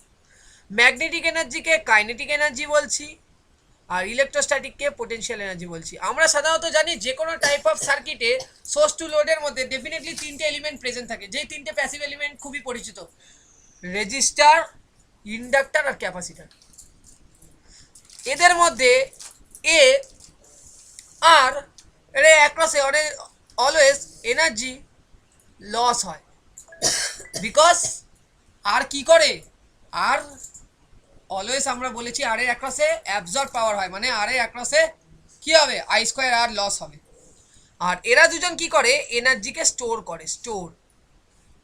তার জন্য তোমাদেরকে কোশ্চেনও করতে পারে এরকম একটা প্যাসিভ, এরকম দুটো প্যাসিভ এলিমেন্টের কম্বিনেশন বলো যাদেরকে মেমোরি ডিভাইস হিসেবে ইউজ করা যেতে পারে। বিকজ দেখো এল অ্যান্ড সি এর মধ্যে এই ক্যাপাবিলিটি আছে যে তারা magnetic energy and electrostatic energy হিসাবে এনার্জিকে স্টোর করার ক্ষমতা রাখে এদের মধ্যে, তাই জন্য এদের দুজনকে অ্যাজ এ মেমোরি এলিমেন্ট হিসাবে ইলেকট্রিক্যাল নেটওয়ার্কে ইউজ করা যেতে পারে। ক্লিয়ার? নোট ইট, ঠিক আছে, নোট ডাউন করে নাও। তাহলে আমরা ম্যাগনেটিক এনার্জি বলতে আমরা অ্যাকচুয়ালি কাকে বোঝাচ্ছি? ইন্ডাক্টরকে, ইন্ডাক্টরের এনার্জিকে। আর ইলেকট্রোস্ট্যাটিক এনার্জি যার পোটেনশিয়াল এনার্জি বলতে আমরা ক্যাপাসিটারকে বুঝছি। এবং এর জন্য যে দুটো ফর্মুলা আমরা ছোটোবেলা থেকে পড়েছি সেটা সবাই জানো, সেটা হচ্ছে is equal to half L I square, আর এই ক্ষেত্রে হচ্ছে ইজ ইকাল টু ইসি হবে এটা, আর এটা হবে El half CV square, CV square CV, ঠিক আছে, লিখে রাখো। দুটো ক্ষেত্রেই কিন্তু ইউনিট কিন্তু চেঞ্জ হবে না, জুলই হবে, ঠিক আছে। তো এই ছিল ব্যাপার। নেক্সট যাবো ওহমস ল, নেক্সট যাবো আমরা Ohm's law.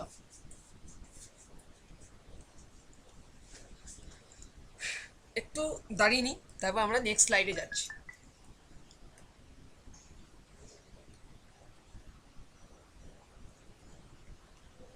Ohm's law only applicable for linear conductor. Ohm's law applicable for linear conductor. Linear conductor, sir linear conductor কি? লিনিয়ার কন্ডাক্টর যদি আমরা দেখি তাহলে দেখতে পাবো একটু বাদেই। লিনিয়ার কন্ডাক্টর হচ্ছে যেই ধরনের সাবস্টেন্সের তোমার মধ্যে দিয়ে কারেন্ট ফ্লো যেটা করছে, সেই কারেন্ট ফ্লোটা ডাইরেক্টলি তোমার প্রপোর্শনাল হবে হচ্ছে difference potential difference between two ends, and inversely proportional হবে হচ্ছে slope of the curve, that means হচ্ছে resistance, and also আদার্স যে প্যারামিটার থাকবে ওই দুটো টার্মিনালের মধ্যে, সেগুলো যখন কনস্ট্যান্ট থাকবে তখন সেটাকে লিনিয়ার কন্ডাক্টর বলবো। তাহলে লিনিয়ার কন্ডাক্টরের জন্য কিন্তু আমরা ওহমস ল অ্যাপ্লিকেবল, বিকজ এই ক্ষেত্রে তোমার আই ডাইরেক্টলি প্রপোর্শনাল হবে দুটো টার্মিনালের মধ্যে, দুটো টার্মিনালের পোটেনশিয়াল ডিফারেন্সের সাথে, এবং সেকেন্ড ওয়ান যে স্লোপ অফ দ্য কার্ভ পাবো 1/r তার সাথে হবে ডাইরেক্টলি প্রপোর্শনাল, যখন আদার্স ফ্যাক্টরস গুলো তোমার রিমেন কনস্ট্যান্ট হবে, ঠিক আছে। তো লিনিয়ার কন্ডাক্টরের যদি ভিআই ক্যারেক্টারিস্টিক কার্ভ আঁকো তাহলে কেমন পাবে?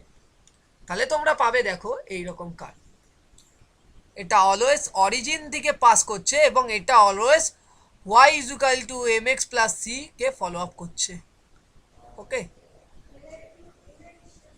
ক্লিয়ার? এবং এর যে স্লোপ আছে, এর যে স্লোপ সেই স্লোপটাই হচ্ছে 1/r, দ্যাট মিনস হচ্ছে i/v, ঠিক আছে। তো এখান থেকে স্লোপ থেকে আমরা যেটা পাচ্ছি 1/r is equal to i/v, এবার এখান থেকেই আমরা বলতে পারি v is equal to ir, okay, clear? এটা হলো ব্যাপার, করে নাও। বাট এখানে ঘটনাটা হচ্ছে এই যে আর, এটা কিন্তু খুব ইম্পর্টেন্ট পয়েন্ট, এখানে যে আর আছে সেই আর এর ব্যাপারে যদি স্টেটমেন্ট লেখো তাহলে লিখতে পারি resistance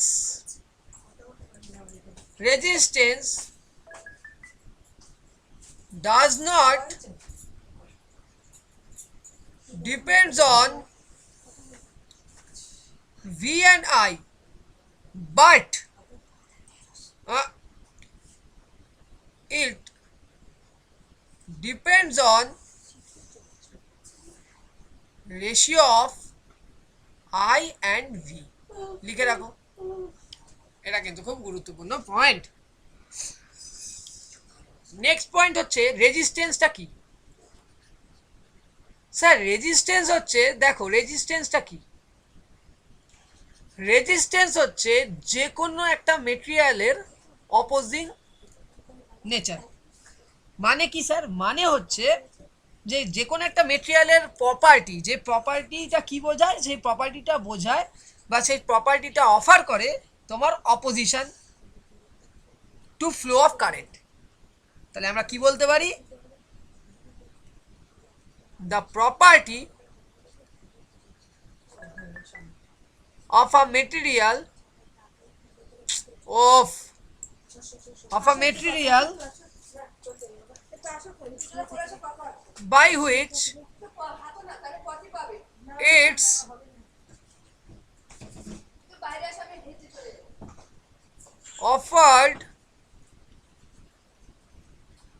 opposition to flow of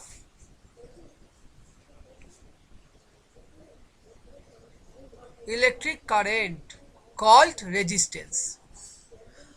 ঠিক আছে, এর ডায়াগ্রামটা হয় এইরকম, মানে সিম্বল, এবং এর ইউনিট তোমরা সবাই জানো হয় হচ্ছে ওহম।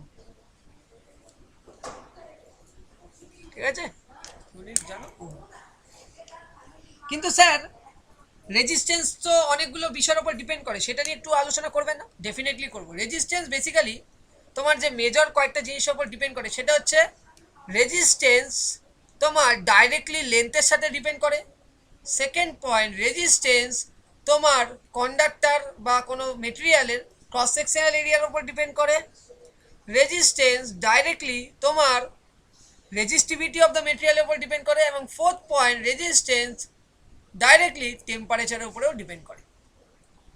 তো এইটাকে আমরা বাদ রেখে বাদ বাকি জিনিসগুলোকে যদি আমরা অ্যানালিসিস করি, তাহলে রেজিস্ট্যান্স মানে হয় rho into L by A.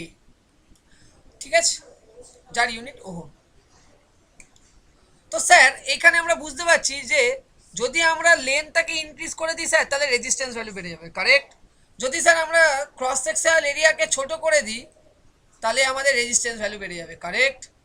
Sir আমরা যদি রেজিস্টিভিটি বাড়িয়ে দেবো, যে মেটেরিয়ালের রেজিস্টিভিটি বেশি সেই মেটেরিয়ালে কিন্তু রেজিস্ট্যান্সও বেশি। ঠিক আছে, ওকে, তাহলে এখান থেকে আমরা এটা পেলাম। এবার আমরা যদি রেজিস্টিভিটি চাই, মানে রেজিস্টিভিটি কোনো একটা মেটেরিয়ালের রেজিস্টিভিটি চাই, তাহলে আমরা সেখান থেকে বার করতে পারি আর এ বাই এল, যার ইউনিট হয় হচ্ছে ওহম মিটার অথবা মো অথবা সিমেন্স। তাহলে কন্ডাক্টিভিটিটার অপোজিট জিনিস, কন্ডাক্টিভিটিটা হচ্ছে অপোজিট জিনিস। কন্ডাক্টিভিটিটা তার মানে কি স্যার? এই যে কার্ভ থেকে দেখো, কন্ডাক্টিভিটি মানেই হচ্ছে 1/r, that means I/V ratio. তার মানে কন্ডাক্টিভিটি মিনস হচ্ছে 1/r। মানে স্যার মানেটা কি? মানে A বাই রো এল, যার ইউনিট হয় সিমেন্স পার মিটার। লিখে রাখো, যার ইউনিট হয় সিমেন্স পার মিটার। তাহলে আমরা দেখতেই পাচ্ছি যে ডেফিনেটলি এই কটা ব্যাপারের ওপরে অ্যাকচুয়ালি ডিপেন্ড করে থাকে। এবং আরও যদি আমরা বডলি যদি বলি, তাহলে দেখো সেখানে আমরা একটা জিনিস বলে দিতে পারি, যে একটা জিনিস আমরা জানি যে টেম্পারেচার কোফিশিয়েন্টের ওপরে কিন্তু রেজিস্ট্যান্সের হিউজ পরিমাণে চেঞ্জ হয়। এবং সেটা নিয়ে একটা ইম্পর্টেন্ট ফর্মুলা তোমরা ছোটোবেলা থেকে পড়ে এসছো, যে RT = হয় আর ইনিশিয়াল ব্র্যাকেটের মধ্যে 1 প্লাস টেম্পারেচার কোফিশিয়েন্ট আলফা। এটা বেসিক্যালি প্রত্যেকটা মেটেরিয়ালের রেজিস্টিভিটির ওপর ডিপেন্ড করে থাকে, into change in temperature across the resistive material, তাই না? তাহলে এইটাকে যত আমরা মিনিমাম করতে পারবো, এইটাকে যত আমরা মিনিমাম করতে পারবো, যত আমরা মিনিমাম করতে পারবো, তত আমাদের কন্ডাক্টরটা বেটার হবে। ঠিক আছে, তার মানে for a good conductor the resistance according to the temperature coefficient should be minimum.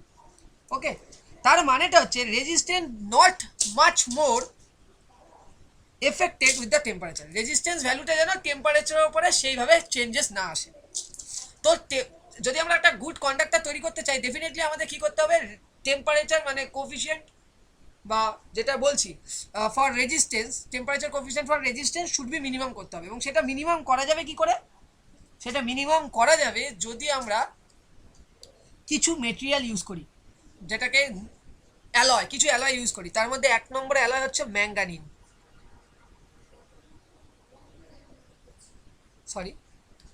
Manganin. Manganin যার temperature coefficient almost 0.00018 degree Celsius.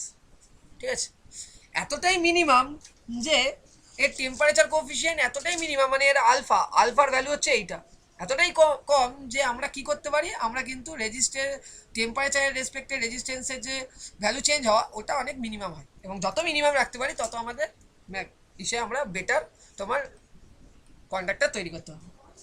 As compare to manganin, আমরা যদি কপারকে তুলনা করি, কপারের কিন্তু টেম্পারেচার কোফিশিয়েন্টের ভ্যালুটা অনেকটাই বেশি এর তুলনায়। ঠিক আছে, তো এটা হলো ব্যাপার। যদি ম্যাঙ্গানিন ইউজ করি তাহলে কি হবে স্যার, যদি মেটেরিয়ালে ম্যাঙ্গানিন ইউজ করা হয় তাহলে তোমার টেম্পারেচার এররটা রিডিউস হয়ে যাবে এবং রেজিস্ট্যান্স ভ্যালুটা শুড বি মিনিমাম হবে, যার কারণে আমরা গুড কন্ডাক্টর বানাতে পারবো। ঠিক আছে, এটা হলো পয়েন্ট। আচ্ছা স্যার ইন্ডাক্টর এটা তো বললেন, এবার যদি আমরা ওমস ল আরেকভাবেও আসে, কিভাবে আসে জানো? ওমস ল তোমার প্রথম এসছিল current density as well as electric ফিল্ডের মাধ্যমে। মানে স্যার কি, মানে কোনো একটা কন্ডাক্টিং মেটেরিয়ালের কারেন্ট ডেন্সিটি ইনফাইনাইট হতে পারে, কোনো একটা কন্ডাক্টিং মেটেরিয়ালের কারেন্ট ডেন্সিটি ইনফাইনাইট হতে পারে যদি যদি টাইমটা কনস্ট্যান্ট হয়। বাট টাইম কনস্ট্যান্ট ইম্পসিবল ব্যাপার, প্র্যাকটিক্যালি থিঙ্কিং হিসাবে হয় না। কিন্তু যদি ধরা যায় টাইমটা কনস্ট্যান্ট করে দেওয়া যায় তাহলে কোনো একটা লিনিয়ার কন্ডাক্টারের current density tends to infinity হবে। ঠিক আছে, আর কারেন্ট ডেন্সিটিকে জে দিয়ে লেখা হয় আর ইলেকট্রিক ফিল্ড ইন্টেন্সিটিকে ই দিয়ে লেখা হয়। এবার কারেন্ট ডেন্সিটিটা কি? কারেন্ট ডেন্সিটি হচ্ছে তোমার আই বাই এ, মানে সেটাকে লেখা যায় n q e divided by A.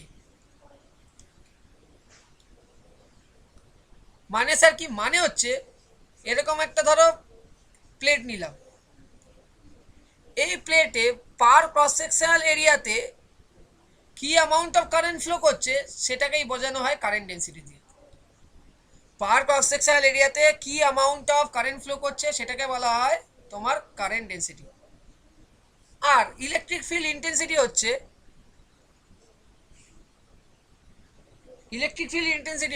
Per unit লেন্থে, per unit cross sectional area যে পরিমাণ কারেন্ট ফ্লো করে তাকে কারেন্ট ডেন্সিটি। ঠিক আছে, আর পার ইউনিট লেন্থে যে পরিমাণ তোমার ভোল্টেজ সাপ্লাই করা হয়, পার ইউনিট লেন্থে যে পরিমাণ ভোল্টেজ সাপ্লাই করা হয় সেটাকে বলা হয় current density, electric field intensity. তাহলে কারেন্ট ডেন্সিটিকে আমরা লিখতে পারি আই বাই এ।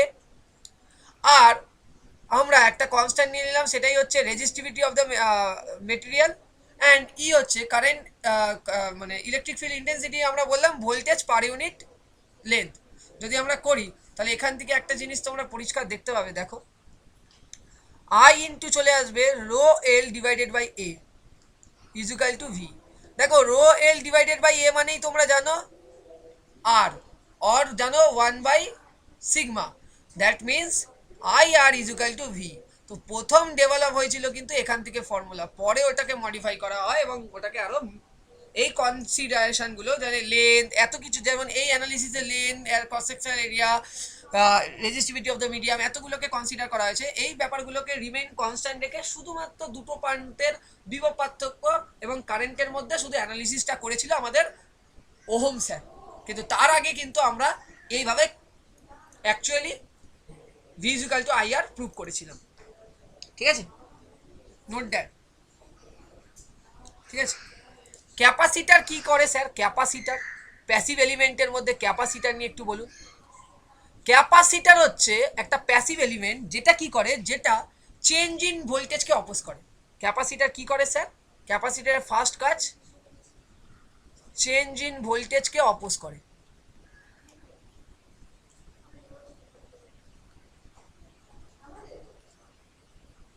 এবং এর ওয়ার্কিং হয় ভোল্টেজের উপরে, এবং এর ডিসিকে পাস করে দেয় নাকি? একদমই ভুল বলছো, ডিসিকে ব্লক করে আর এসিকে পাস করে। ঠিক আছে, বোঝা গেছে? ডিসিকে পাস করে না, ব্লক করে, এসিকে পাস করে। ক্যাপাসিটার দেখতে হয় এরকম,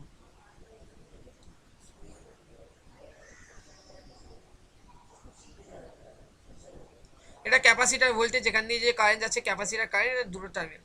ক্যাপাসিটার বেসিক্যালি কিছুই না, বেসিক্যালি দুটো প্লেট নেওয়া হয় এবং এই দুটো প্লেটের মাঝে একটা ডাইইলেকট্রিক মিডিয়ামকে প্রোভাইড করা হয় এবং তাকে সাপ্লাই দেওয়া হয়, এবং এর মাঝে একটা ইলেকট্রিক ফিল্ড প্রডিউস হয় ইডি, যেটা directly proportional to the distance এবং দুটো প্রান্তের মধ্যে, দুটো টার্মিনালের মধ্যে ভোল্টেজের সাথে ইকুয়াল ইলেকট্রিক ফিল্ড ডেভেলপ হয়। এরকম একটা ছবি জাস্ট আঁকলাম, এগুলো পরে দেখা যাবে।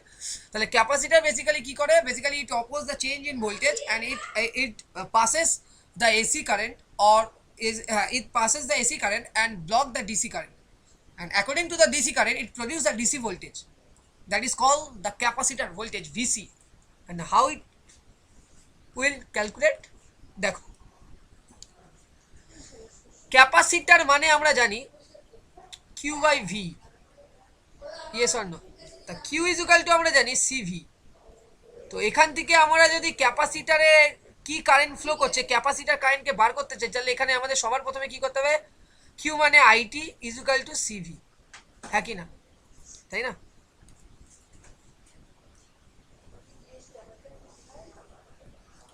তো আমার দরকার নেই, আমার কিউকে বার করার দরকার নেই, আমরা এখান দিয়ে ইজিলি পেয়ে যাব। দেখো আমরা যদি এখান দিয়ে ভোল্টেজ চাই, ক্যাপাসিটার ভোল্টেজ চাই, তাহলে আমরা এখান থেকে ইজিলি পেয়ে যেতে পারি। কিভাবে স্যার?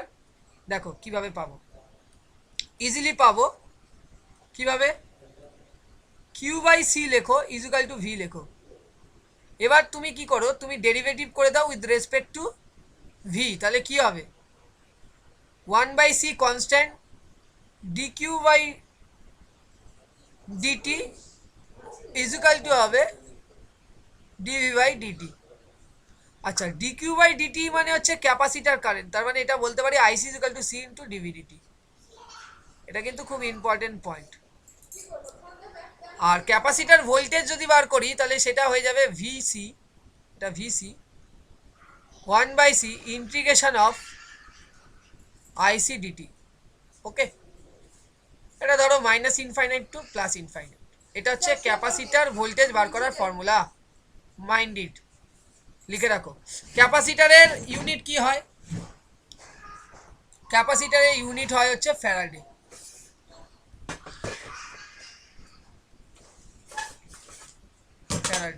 ওকে, নেক্সট আসবো এবং আজকে লাস্ট পয়েন্ট যাব। আচ্ছা এরপরে একটা জিনিস বলতে হবে, লাস্ট পয়েন্ট যাব হচ্ছে inductor.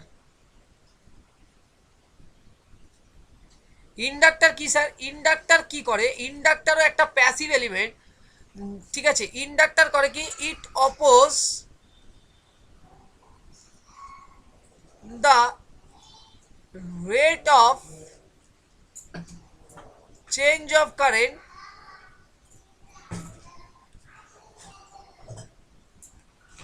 passing through the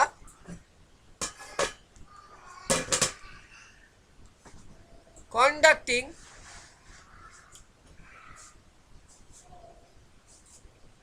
medium. It opposes the rate of change of current passing through the conducting medium. Okay, মানে কি স্যার, মানে হচ্ছে ধরো এই টার্মিনাল থেকে এই টার্মিনালে তোমার কারেন্ট ফ্লো করছিল 3 অ্যাম্পিয়ার, এর মাঝে কয়েল জড়ানো আছে, সরি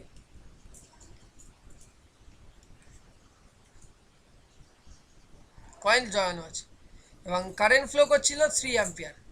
এবার এখানে একটা তুমি ধরো ভ্যারিয়েবল সোর্স লাগিয়ে দিয়েছো, লাগিয়ে সেটাকে ভ্যারি করাচ্ছ। যখনই 3 অ্যাম্পিয়ারের ভ্যালুটা চেঞ্জ হয়ে 2 অ্যাম্পিয়ার হয়ে যাবে, তখন এই ইন্ডাক্টর আর এর মধ্যে দিয়ে পাস করতে দেবে না 2 অ্যাম্পিয়ারকে। এই 2 অ্যাম্পিয়ার কারেন্টটাকে বা 3 অ্যাম্পিয়ারের বেশি 4 অ্যাম্পিয়ার কারেন্টকে অপোজ করবে, সেটাই অ্যাকচুয়ালি ইন্ডাক্টরের কাজ। ইন্ডাক্টরের ইউনিট কি স্যার, ইউনিট হচ্ছে তোমার কি, হেনরি। ওকে, আর ইন্ডাক্টরের ক্ষেত্রে যদি আমরা ইন্ডাক্টর ভোল্টেজ বলি, তাহলে ইন্ডাক্টরের ভোল্টেজ কত হয়, ইন্ডাক্টর ভোল্টেজ হয় হচ্ছে সাই ইজুকাল টু, আমরা যদি লিখি এইভাবে, এল ইন্টু ডিআইডিটি।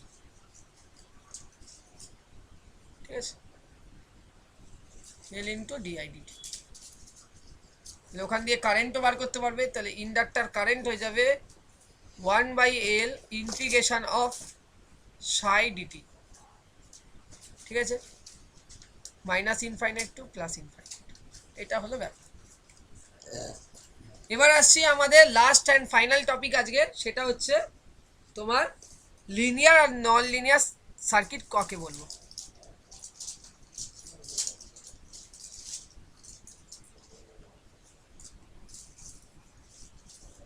লিনিয়ার আর non linear circuit, circuit, linear আর নন লিনিয়ার সার্কিট আমরা কাকে বলবো, চলো এটা নিয়ে একটু দেখে নিই, তারপর আমরা অনেক আলোচনা করবো ইন্ডাক্টর ফিন্ডাক্টর নিয়ে, পরের দিন আরও ডিটেলসে যাব, কিন্তু আমরা আগে বেসিকটা দেখে নিই, ঠিক আছে।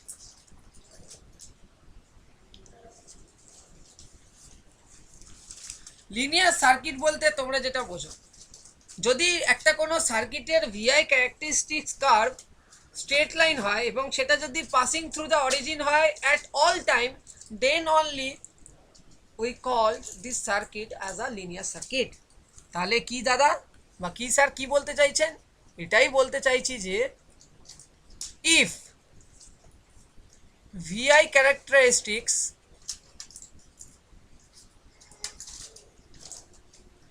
of a given circuit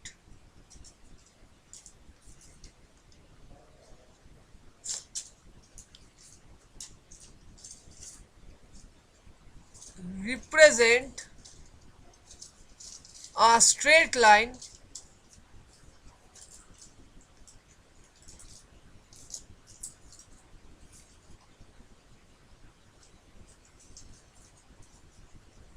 passing through the origin at all time, then it is called linear circuit.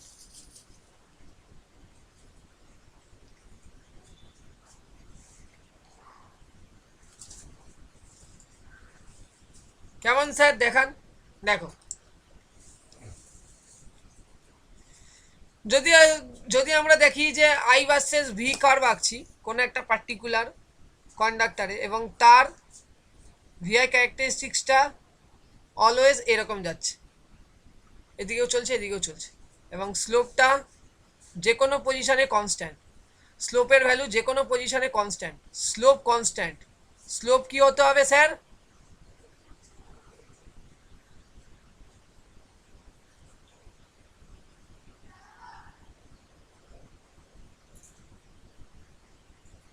Slope constant, তাই না? স্লোপ কনস্ট্যান্ট, তাহলে আমরা সেই ক্ষেত্রে বলবো হচ্ছে সেটা লিনিয়ার সার্কিট। আরেকবার আমি দেখিয়ে দিচ্ছি, ওয়েট, সেক্ষেত্রে আমরা বলবো কি লিনিয়ার সার্কিট। দেখো দেখো স্লোপটা অল কন্ডিশনে স্লোপ কি কনস্ট্যান্ট, ঠিক আছে, তাহলে আমরা তাকে বলবো লিনিয়ার সার্কিট। আশা করি লিখে নিয়েছো। কি লিখেছিলাম? VI characteristics of a given circuit always represent a straight line, always represent y is equal to mx plus c, and it passes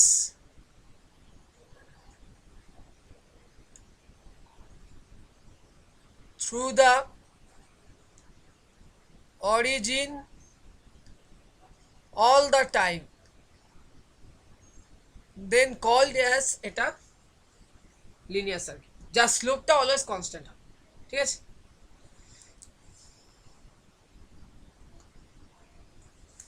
তাহলে কি পয়েন্ট কি বলতে পারো? কি পয়েন্ট এখান দিয়ে বলতে পারো যে for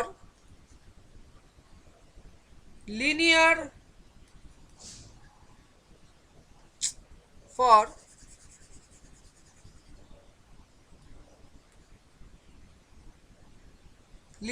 linear elements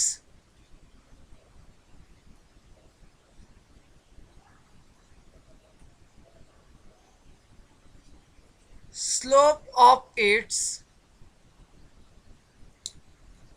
vi characteristics curve should be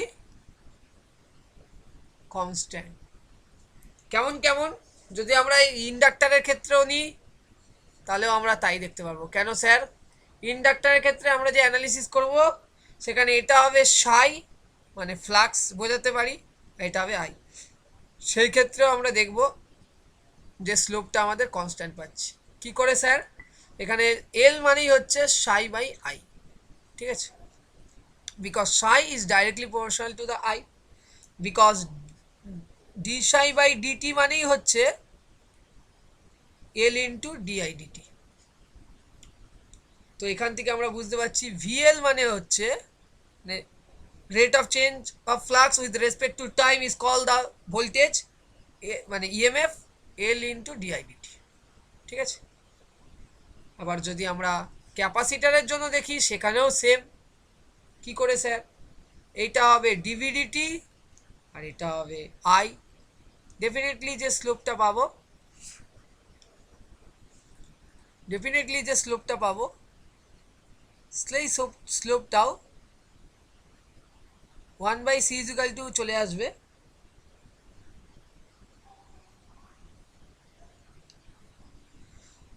ডিভিডিটি divided by I, মানে এরকম কিছু। তাহলে আমরা এখানেও বলতে পারি ডিকিউ বাই ডিটি অলওয়েজ হয় হচ্ছে সি ইন্টু ডিভিডিটি, আর এখান থেকেই বলতে পারি আই মানে হচ্ছে সি ইন্টু ডিভিডিটি। তাহলে দেখো I is directly proportional to the dv dt, এখানে দেখো psi is directly proportional to the di dt. তাহলে ডেফিনেটলি আমরা এখান থেকে বুঝতে পারছি C is directly proportional to the I, এই কন্ডিশন থেকে psi is directly proportional to the I. তাহলে রেজিস্টিভ ইন্ডাকটিভেরও ক্ষেত্রে যে আমরা কার্ভগুলো পাবো সেই কার্ভগুলো কিন্তু আমাদের অলওয়েজ তোমার কি হবে, লিনিয়ার হবে, লিনিয়ার সার্কিট, ঠিক আছে? নন লিনিয়ার সার্কিট কখন হবে? যখন এদের মধ্যে ট্রানজিস্টার, ডায়োড এগুলো ইমপ্লিমেন্ট হবে। এবার কিছু ফিগার দেখাই। প্রথম ফিগারটা দেখো, ফিগার এ।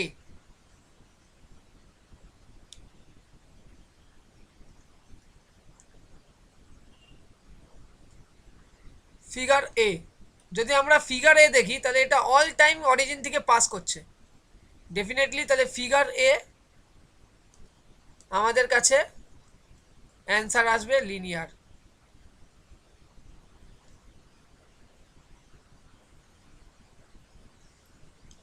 নেক্সট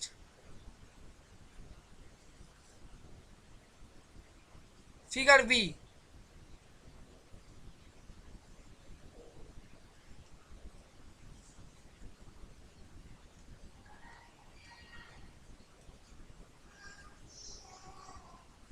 ফিগার বি তো straight line y equal to mx, এটা ফলো আপ করছে, স্ট্রেট লাইন ফলো আপ করছে, বাট এটা পাসিং টু দ্য অরিজিন নয়, not passing through the origin all times. So এটা হচ্ছে নন লিনিয়ার। সেম ভাবে যদি এটা দেখি, এটা সেম কেস, ফিগার সি। দেখে নাও, এগুলো সব দেখে নাও, তারপর আমরা ছেড়ে দিচ্ছি। ফিগার সি দেখো, এটা straight line y equal to mx, এটাও ফলো আপ করছে, পাসিং থ্রু দ্য অরিজিনও আছে, কিন্তু এটা অল টাইম নয়, এটা অল টাইম নয়, কারণ এই পার্টিকুলার পয়েন্টের পরে গিয়ে x1 এর পয়েন্টের পরে গিয়ে দেখো এটা আর অরিজিন দিয়ে পাস করছে না অল টাইম এই রিজিয়নটার জন্য। তাহলে এটা আমার হয়ে গেল অ্যান্সার নন লিনিয়ার। আশা করি বুঝতে পারছো। তেমনভাবে আমাদের তৃতীয় ডায়াগ্রামের পরে চতুর্থ ডায়াগ্রাম যেটা আছে,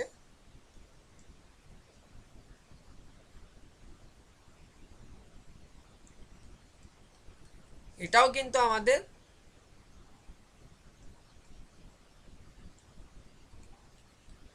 নন লিনিয়ার ক্যারেক্টারিস্টিক্সকে শো করে।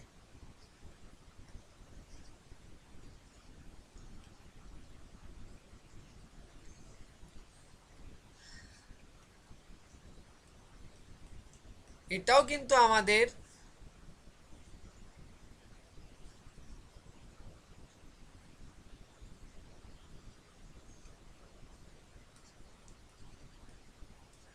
নন লিনিয়ারকে শো করে, কারণ এইটুকুনি পোর্শনটা লিনিয়ার রয়েছে, কিন্তু থ্রু আউট তোমার পুরো plus infinite to minus infinite অবধি যদি তোমরা দেখো, তাহলে এটা অল টাইম কিন্তু তোমার কখনোই ফলো আপ করছে না। বা -v2 + v-তে যদি দেখো, কারণ এখানে -x1 পয়েন্ট, এখানে +x1 পয়েন্টের পরে গিয়ে এটা কিন্তু আর অরিজিনকে ফলো আপ করছে না, সো এটা নন লিনিয়ার। ঠিক আছে, তো এই পয়েন্টগুলো আপাতত বোঝালাম। তো নেক্সট দিনের ক্লাসে আমরা আরও ডিটেলসে আলোচনা করব। তখন এখনের জন্য গুড নাইট, ভালো থেকো সবাই।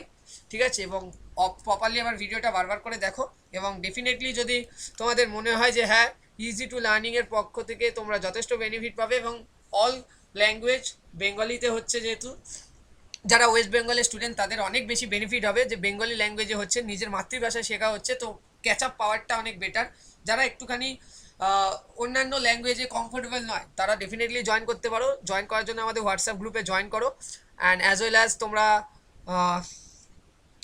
অ্যাজ তোমরা ডেফিনেটলি তোমাদের বলে দিচ্ছি, ডেফিনেটলি তোমরা এক সেকেন্ড,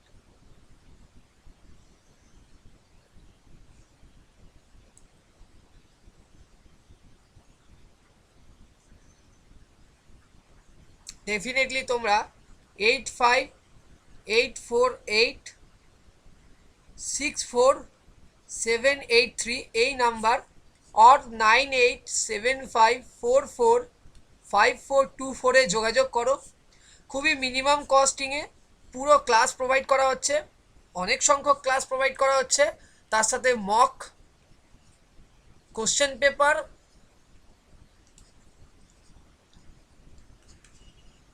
পার্সোনাল মেন্টার এবং recorded video as well as live class as well as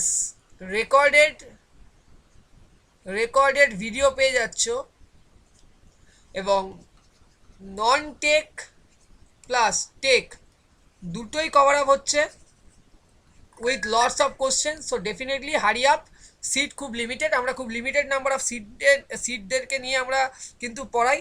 তো তাড়াতাড়ি জয়েন করতে পারলে ডেফিনেটলি প্রত্যেকটা ক্লাসে তোমরা কোপ আপ করতে পারবে এবং ডেফিনেটলি খুব বেটার ওয়েতে আশা করি তোমাদের এগোবে, এবং ইন ফিউচার তোমরা একটা অ্যাসিস্ট্যান্ট ইঞ্জিনিয়ার হিসাবে ইলেকট্রিক্যাল ডিভিশনে জব করতে পারো। তার জন্য কিন্তু ফার্স্ট কাম ফার্স্ট সার্ভিস। ঠিক আছে, সো আজকের জন্য এখানেই বিদায় নিলাম। Thank you, tata.